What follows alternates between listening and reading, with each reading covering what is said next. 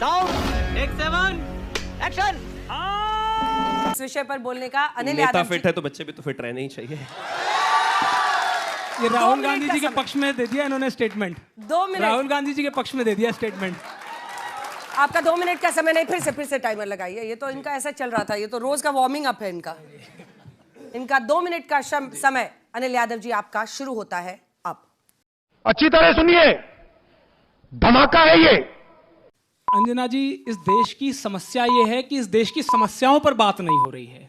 आज 8 साल हो गए हैं योगी सरकार को। मेरे देश के नौजवानों, जो लोग मुझे देख रहे हैं इस डिबेट के माध्यम से, अब तो समझ जाओ कि जब जब दंगा होगा, हिंदू मुसलमान होगा, सांप्रदायिकता होगी, तो भारतीय जनता पार्टी को फायदा होगा। और ये दंगे होते नहीं, ये करवाते हैं जिससे कि आपके मूल मुद्दों पर बात ना हो सके।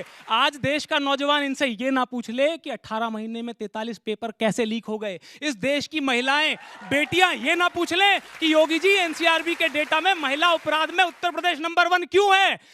अरे बाप रे, ये तो धोती खोल रहा है। इस देश का शिशु, सबसे छोटा बच्चा जो होता है, शिशु मृत्यु दर में उत्तर प्रदेश टॉप 3 राज्यों में से एक है। तो आप लोग ये ना पूछ ले दलित उत्पीड़न में उत्तर प्रदेश नंबर 1 है, आप इस पे सवाल ना पूछ ले, इसलिए दंगे कराए जाते हैं। ये जो मामला बरेली का दिखाया जा रहा है, ये तो 4-5 तारीख को ही खत्म हो गया था। जिस दिन शुरू हुआ था उस दिन शाम को पुलिस ने दोनों पक्षों को बैठकर फैसला करा दिया था, लेकिन प्रशासन ने अगले दिन मुकदमे किए जिससे कि इस मामले को मुद्दा बनाया जा सके। मुद्दा आई लव प्रॉफिट नहीं है, आई लव मोहम्मद नहीं है, मुद्दा है आई लव सत्ता। और जिस सत्ता को पाने के लिए कुर्बानी आपकी और हमारे बच्चों की दी जाती है। मैं पूरी जिम्मेदारी के साथ ये कहता हूं कि भाई बरेली में दंगा हुआ, हम कहते हैं जो दंगाई हैं उन पे कड़ी से कड़ी कार्रवाई होनी चाहिए, लेकिन क्या इनके प्रशासन से नहीं पूछना चाहिए कि इनकी पुलिस क्या कर रही थी, एसटीएफ क्या कर रही थी, एलआईयू क्या कर रही थी।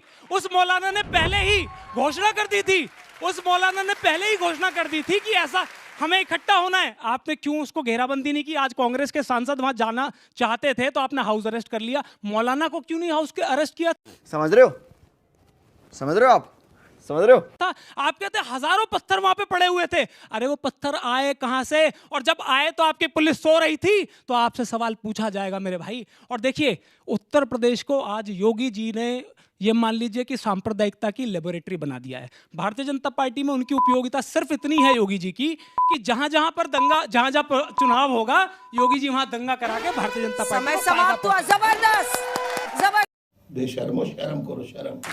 एक प्रश्न आपसे भी है। आपने कहा पुलिस और एसटीएफ क्या कर रही थी, लेकिन जब पुलिस और एसटीएफ ने दंगे के बाद कार्रवाई की और ऐतिहासिक कार्रवाई की और बहुत ही, मैं समझता हूं, अहिंसात्मक तरीके से डील किया, न रबर बुलेट चलाई, न सॉलिड बुलेट चलाया, केवल लाठीचार्ज से, तो कितनी आलोचना आज पुलिस की हो रही है। तो इसके बारे में कम से कम एक बैलेंस बनाइए कि जब करती है तो भी आलोचना, नहीं करती है तो लेकिन नहीं, तो कम से कम एक बैलेंस बना ले आप। मैं तुम्हें अभी समझाता हूं। मेरा मानना है कि एक गलत दूसरे गलत को सही नहीं करता है। तो जैसे शिवम त्यागी जी ने कहा, तो अगर कभी कोई गलत हुआ है तो आप भी गलत करेंगे, ये नहीं सही बात है। दूसरी बात, जहां तक पुलिस की और प्रशासन की बात है, पुलिस और प्रशासन जो होता है वो सरकार का आईना होता है। उनको कानून को फॉलो करना होता है। हम बिल्कुल चाहते हैं कि भाई सेल्फ डिफेंस में हमारा कोई जवान नहीं मरेगा, कोई भी दंगाई होगा तो गोली उसको लगेगी, हम बिल्कुल इस बात से सहमत हैं। लेकिन जब प्रोटोकॉल फॉलो नहीं होगा तो निश्चित रूप से सवाल उठेगा। क्या इस बात पे मैं तो आपसे, क्योंकि आपको इतना वरिष्ठ, आप अधिकारी भी रहे और इतना बड़ा आपका एक्सपीरियंस है, क्या आप बताइए कितनी जो ये हमारी यात्राएं निकलती हैं धार्मिक, इन पर सबसे ज्यादा रोल पुलिस का होता है। दोनों पक्षों को बिठा के बैठ के समन्वय बना के सब चीजें कराते हैं। आज हमारी जो कांवड़ यात्राएं निकलती हैं, ये पुलिस का बहुत बड़ा रोल है। दोनों पक्षों को बुला के कि भाई आप लोग यहाँ से यात्रा निकालेंगे और आप लोग इनके स्वागत की व्यवस्था आप करेंगे, और दोनों लोग खुशी से करते हैं। तो ये पुलिस हुआ करती थी उत्तर प्रदेश की। आज क्या हो रहा है? आज देख रहे हैं आप किस तरीके की चीजें हो रही हैं। जब प्रदेश का मुखिया कहेगा कि डेंटिंग पेंटिंग कर दूंगा, कभी ठंडा कर दूंगा, कभी गर्म कर दूंगा, जब इस तरह की भाषा प्रदेश का मुख्यमंत्री करेगा, तो आप क्या पुलिस की गलती निकालिएगा? ठीक, करवा ली बेइज्जती। ऑर्डर ने पारी संभाली है। अब आप इस तरफ से अनुराग भदौरिया जी, आपका इस विषय पर बोलने का 2 मिनट का समय शुरू होता है। अब देखिए, देश संविधान और न्यायपालिका से चलता है, देश बुलडोजर से नहीं चलता। अगर बुलडोजर से देश चलना है तो आप संविधान न्यायपालिका बंद कर दीजिए। अगर बुलडोजर से न्याय मिलने लगेगा, कि बुलडोजर कभी न्याय का प्रतीक नहीं हो सकता। इस देश के अंदर में बुलडोजर न्याय का प्रतीक मतलब क्या होता है? तानाशाही। ये माहौल आप कैसा बनाना चाहते हैं समाज के अंदर में? देश में माननीय सर्वोच्च न्यायालय ने बिल्कुल साफ साफ बोला है। सर्वोच्च न्यायालय ने आपको आदेश दिया है कि आप किसी का मकान बिना उसकी इंक्वायरी के, बिना उसको नोटिस दिए नहीं गिरा सकते, और किसी ने अगर गलती की है तो सामूहिक दंड नहीं दे सकते। अगर मैं गलती करता हूं तो मेरे बच्चों को क्यों आप रोड पे लाके खड़ा कर देंगे? बताइए उसकी पत्नी की क्या गलती है, आप उसमें कार्रवाई कीजिए। और ये बड़ी अच्छी बात कही आप। दूसरी बात, अगर इलीगल मकान बना है, अगर अवैध मकान बना है, तो अधिकारी क्या कर रहे थे वहां पे? इतने दिन से अधिकारी वहां क्यों थे? उनको क्यों नहीं सस्पेंड करते? सवाल यह है कि और जिस तरह का आपने देखा घटना जो हुई है, जो घटना होती है, जो मैं पूछना चाहता हूं पुलिस सिस्टम क्या करती है, उनका इंटेलिजेंस डिपार्टमेंट क्या करता है? लोग रोड पे निकल जाते हैं, दंगे हो जाते हैं, हिंसा हो जाती है, पुलिस को पता नहीं चलता, और जब दंगा होता है, हिंसा हो जाता है, तो तुरंत पता चल जाता है किसने करवाया, कैसे करवाया। इसके मतलब आपकी कहीं ना कहीं सिस्टम फेलियर हो रहा है। मैं कह रहा हूं कोई आई लव यू मोहम्मद बोले, आई लव मोहम्मद बोले, आई लव महादेव बोले, बिल्कुल बोले, जिनको बोलना है बोलना चाहिए। सभी समुदाय के लोग अपने अपने आराध्य को प्यार करते हैं और करना भी चाहिए, लेकिन उससे भी ऊपर एक धर्म होता है जिसको बोलता है आई लव इंडिया।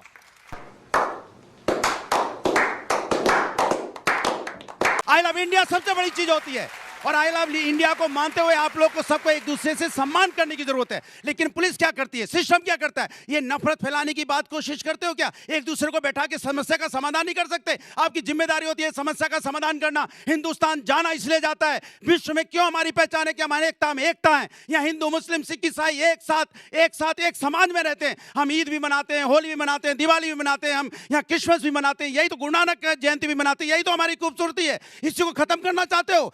इसके अंदर में आप नफरत की आग लगाना चाहते हो? हमारा संविधान बनाने वाले लोगों ने तो इसी तरह से बनाया था, धर्मनिरपेक्ष बनाया था, धर्मनिरपेक्ष संविधान था। तो क्या हम अपने संविधान को भूल जाएं? संविधान को मानने वाले लोग कभी नफरत की राजनीति नहीं करेंगे। देश में विकास की राजनीति होनी चाहिए और आगे ले जाने की बात होनी चाहिए। आप कुछ भी बोलो, ये नहीं सुनने वाला। जबरदस्त, दोनों ने बहुत अच्छी पारी खेली। अपनी जगह पर रहिए, कुछ पूछना है?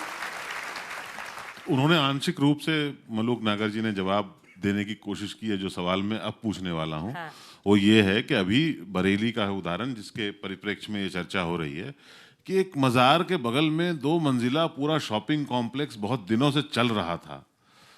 अगर वो बंदा दंगे में शामिल नहीं होता या कोई अपराध नहीं करता तो कब तक चलता रहता वो? मलूक जी कहेंगे क्वेश्चन पास। देखिए 1947 से 60 साल के करीब कांग्रेस ने राज करा, और उसके बाद सो कॉल्ड इंडिया गठबंधन की पार्टियों ने करा। अगर उस समय अवैध कब्जे करे हैं और उस समय अगर उन्होंने गलत बनाए हैं, उस तरफ अगर ध्यान नहीं गया उस समय, और अब अगर किसी ने अपराध करा है उस तरफ अगर ध्यान जाएगा, तो वो पहले वाला भारत नहीं है। आज एनडीए का भारत है, आज मोदी का भारत है। चड्ढा समझाओ, इसे समझाओ। बिल्कुल सही कह रहे हैं आप। अगर कोई अवैध रूप से कब्जा कर रहा है, अगर कोई अवैध रूप से कब्जा कर रहा है तो बिल्कुल उस पर चलना चाहिए। लेकिन आप ऐसे तो नहीं चला देंगे कि अचानक आपको पता चला आज कोई घटना घटी और आपने कोई इंक्वायरी नहीं की और बुलडोजर चला दिया। ऐसे तो नहीं होगा ना सर। दूसरा, हमारे साथी कह रहे थे बार बार इन्होंने क्रिकेट का नाम लिया। मैं इनसे पूछना चाहता हूं, हमारे घर में 26 बहनों का हमारा सिंदूर उजड़ा है ना। हमारे घर में कोई मौत हो जाती है तो 1 साल तक कोई पर्व नहीं मनाया जाता है, और आप क्रिकेट खेलने चले गए, 6 महीने भी नहीं हुए और आप उनके साथ क्रिकेट खेल रहे थे। ऐसी कौन सी हमारी मजबूरी थी जो उनके साथ, हमारे दुश्मन के साथ, जो हमारे बहनों के कातिल हैं, उनके साथ हमें क्रिकेट खेलना पड़े? ऐसी कौन सी मजबूरी थी?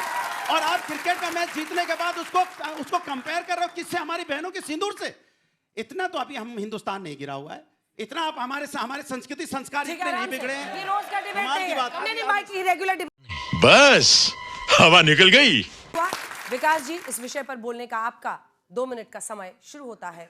आप सभी युवाओं को नमस्कार। और मैं चाहता हूं कि गमछा बदले या ना बदले, लेकिन तर्क से मन चिंतन में जरूर आपके परिवर्तन आना चाहिए किसी भी रूप में, क्योंकि आप कानून के स्टूडेंट्स हैं। सबसे बड़ी बात, देश की कानून प्रक्रिया की खूबसूरती देखिए कि इंदिरा गांधी जो देश की प्रधानमंत्री थी, उनके हत्यारों को ट्रायल कोर्ट और हाई कोर्ट ने मृत्युदंड दे दिया था, लेकिन इस प्रक्रिया के रूप में उसे सुप्रीम कोर्ट ने अक्विट किया।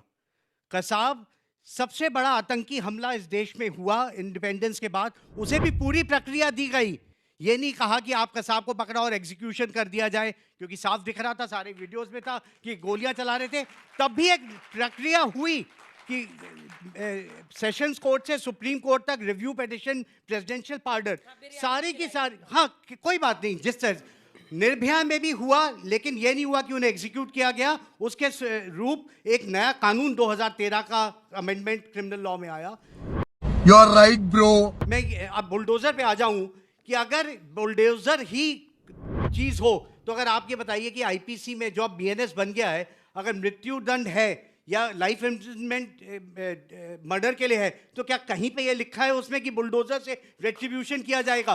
बुलडोजर एक रेट्रीब्यूशन का तरीका है और स्टेट कभी भी रेट्रीब्यूशन पे नहीं जा सकता। हमारा देश सबसे बड़ी प्रजातंत्र है और प्रजातंत्र की खूबसूरती क्या है? अलग अलग इंस्टीट्यूशंस हैं, न्याय प्रक्रिया है, इलेक्शन कमीशन है। अगर हम इन्हीं इंस्टीट्यूशंस को ध्वंस कर देंगे और आम जनता के हाथ में, और ये बात जरूर याद रखिए, जिस बुलडोजर की मुंह उस तरफ हो सकता है, उसका मुंह कल आपकी तरफ भी हो सकता है। इस बात को जरूर याद रखिए। हम किसी 2-4 पॉलिटिकल पार्टीज के 2-4 पॉलिटिशियंस के हाथ में देश की संस्थाएं नहीं संभलवा सकते। मुझे क्रेडिट नहीं चाहिए। उससे पहले एक एक सवाल भी मैं दोनों हिस्से से लेना चाहती हूँ। कौन पूछेगा इधर से? मेरा सवाल ये है कि जैसे कि हम जानते हैं कि लॉ, क्योंकि सारे लॉ स्टूडेंट हैं यहाँ पे, तो एक कलेक्टिव पनिशमेंट की बात होती है। तो मेरा सवाल ये है कि ये जो बुलडोजर और इनका जो भी होता है, स्टोन पेल्टर जो होते हैं बेसिकली, उनके घरों पे जो कार्रवाई होती है, तो उस कोई एक बंदे ने क्राइम किया है, क्योंकि क्राइम पर्सनल इन नेचर होता है, तो बाकी लोगों के, उसकी बहन की, उसकी मम्मी की, उसके पूरी परिवार की क्या गलती है? मेरा सवाल भदौरिया जी से है। उन्होंने कहा था कि इतने पत्थर कहाँ से आ गए, इतनी भीड़ कहाँ से आ गई? जब मस्जिद से लोग निकलते हैं तो वहाँ पे हज़ारों की भीड़ निकलती है और उनके ही घर आसपास होते हैं। उनके घरों के आसपास प्री प्लांट पत्थर रहते हैं जो पत्थरबाजी करते हैं। मैं ऐसा कहूँगा, अगर ऐसे चलता रहेगा तो सरकार ये निर्णय नहीं लेती कैसे? वो पुलिस ने डिमोलाइज किया, जो भी किया है, बुलडोजर चलाया पुलिस ने किया है, उसको जैसा लगा उसने किया। अब उनको बोलना चाहिए इसमें जो ये गलत कहाँ से था, लोग उन्हीं के थे। तहकीकात पूरी कर ली है बहुत। जी मैम, एक्चुअली देखते आए हैं ना, हमने देखा है, हम मुख्यमंत्री जब थे अखिलेश जी, तब से देखा है हमने कानून व्यवस्था क्या थी, आज भी क्या है। हम बहुत खुश हैं इससे। क्या बोलूं मैं इस पे? दलाल दलाल शुरू होता है अब। असल में अच्छी बातों को ज़्यादा समय मिलना चाहिए, मेरा मानना है। हालांकि मेरी बहन ने शुरुआत करी और मैं, क्योंकि इनके सवालों का भी जवाब देना है मुझे। देखिए, भारतीय जनता पार्टी से बहुत उम्मीद नहीं है, लेकिन जब देश के युवा इस तरह की बात करेंगे कि भाई बुलडोज़र बहुत अच्छा चल रहा है, देखिए बुलडोज़र जब तक अच्छा है जब तक आपके घर की तरफ नहीं आ रहा। भाई साहब ने कहा कि नक्शा पास नहीं होता। मैं आपको, नोएडा उत्तर प्रदेश का सबसे विकसित शहर है, यहाँ पर 81 गांव आते हैं और एक भी गांव में नक्शा पास नहीं है। तो क्या योगी जी की सरकार अगर किसी की, उस गांव वाले की बात समझ नहीं आएगी तो बुलडोजर से उसे ढा देगी क्या? क्योंकि नक्शा तो पास नहीं है। इस उत्तर प्रदेश में 70% एरिया ऐसा है जहां पर नक्शा पास नहीं होता है। ये इनके बहाने हैं आपके साथ अन्याय करने के। मेरी बहन ने कहा कि योगी जी लठ बजाओ, हम आपके साथ हैं। योगी जी ने लठ तब भी बजाया था जब आरओ और एआरओ की भर्ती के लिए हमारे नौजवान गए थे योगी जी से न्याय मांगने, तब भी लठ बजा रहे थे। शिक्षक भर्ती के नौजवान जिनको नौकरी मिलनी थी, कानूनन मिलनी थी, उनको भगा दिया गया, तो ये लठ तब भी बजाता। और एक, तुम्हें शर्म है? कुछ शर्म आया है? 60 सेकंड्स का टाइम आपका शुरू होता है अब। देखिए, अभी महिला समस्या की बात कर रहे थे तो मैं उनको याद दिला दूं कि मेरठ में अभी गर्भवती महिला के साथ अन्याय हुआ और उसके 2 बच्चे उसके पेट में थे, दोनों की मौत हो गई।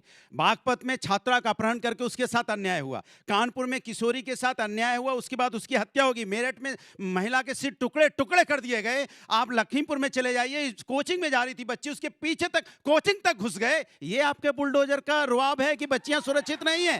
बुलडोजर से नहीं, आप समाज के अंदर सौहार्द का वातावरण पैदा कीजिए, समाज के अंदर में ऐसा माहौल बनाइए जिससे लोग अपने आप को सुरक्षित महसूस करें, भयभीत महसूस नहीं करें। आप इतना छोटा पहले कभी नहीं हुआ होगा। भय का माहौल मत पैदा कीजिए। आप समाज के अंदर में एक ऐसा माहौल पीजिए कि कानून का जलवा हो, कानून का राज हो, कानून खाकी का रुआब चले। आप बुलडोजर का देख के धमकी दिलाना चाहते हो, फिर आप में और उसमें क्या अंतर रह गया? जो गली का जो बदमाशी करते रहते हैं, जो एक दूसरे को धमकाते रहते हैं, आप भी वही धमकाने का काम कर रहे हैं। आप भी कह रहे हैं बुलडोजर चला देंगे। अरे क्यों चला दोगे बुलडोजर? अगर कोई इलीगल है तो चलाइए, लीगल है तो क्यों चला देंगे आप? इसलिए आप डराने की कोशिश करते हैं। देश डराने से नहीं चलता है, देश प्यार से चलता है। देश संकट में है। नहीं वालों की जीत आज होने वाली है, यानी टीम अनिल यादव, अनुराग भदौरिया और विकास गुप्ता जी की टीम जीतती हुई दिखाई दे रही है। शिवम त्यागी जी 36%। आज मुझे लगता है कि लॉ के स्टूडेंट्स यहाँ पर बैठे हैं, उसका क्लियर रिफ्लेक्शन। और इसी के साथ 57% वोटों के साथ योगी का बुलडोजर मॉडल सही है या नहीं वाले जीत गए हैं। बहुत बड़ा मार्जिन है। अरे हम तो फकीर आदमी हैं, झोला लेके चल पड़ेंगे जी। पहली फुर्सत में निकल